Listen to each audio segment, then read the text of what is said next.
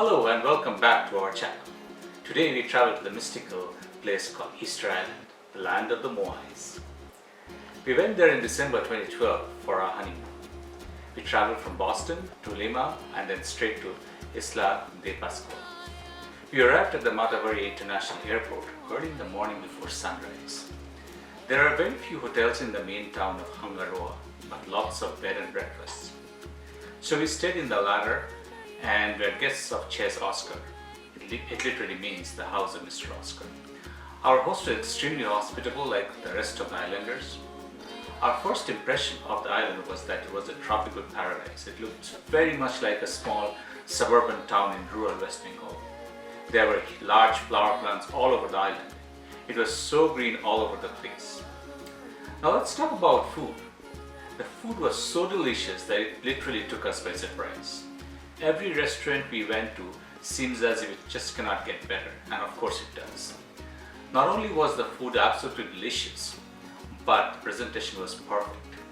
Decorated with fresh flowers or leaves or some wood carvings. Even the way they presented the bill was worth taking a snap. All these restaurants are family-run businesses, and the hospitality was exemplary. Moving on to nature, the air was as fresh as it can be. No pollution whatsoever, and the sky was so blue that it almost seemed photoshopped. One interesting fact was that it rained every day around 4 p.m. I remember reading about 4 o'clock rainfall in geography during my school days, but this was the first time I experienced it. There were a short burst of shower at around 4 p.m. and then everything is back to normal. There aren't many native wildlife there. However, you'll find stray dogs, which were introduced to the islands by the Europeans. You'll also find horses, and you can go for horse rides. You can also go for snorkeling or scuba diving. I went for scuba diving and Sunanda went for horse riding the same day. We also booked a tour which took us all around the island, including the craters of Rano Raraku and Rano Kau. The lovely beach of Anakena, and of course the world famous Moais. There were Moais all over the island. They are considered very sacred and people take offense if you disrespect them. So be very careful even if you want to take pictures. It's always better to ask a local. Some of them are huge. They are carved out of rocks, rolled down the hills and then taken to the spot where they were erected. They are to be erected. We saw lots of incomplete Moais. Lots of Moais that had a hat-like structure on them called ukaus.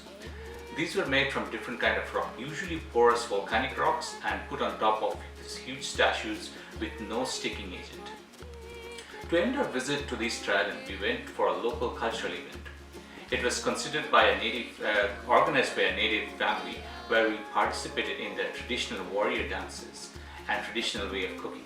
They dug a hole in the ground and put hot charcoal and dry wood in it. Then they layered it with banana leaves, meat, fish, vegetables. They covered everything with soil and let it cook underground. Once done, they dug them up and served us in a buffet. And once again, this was delicious. The music you hear in the background is from music played by a local who gifted us this CD once they found out that it was our honeymoon. To sum it up, it was such a refreshing experience to visit the islands. We really didn't want to leave the island. We started missing everything about the island from the night before our flight back home. For those who want to visit the island, make sure you stay there for 7 days at least. And you may want to read the book Kon-Tiki to feel the history and mysticism of Easter Island. That's all for now, and catch you in the next one.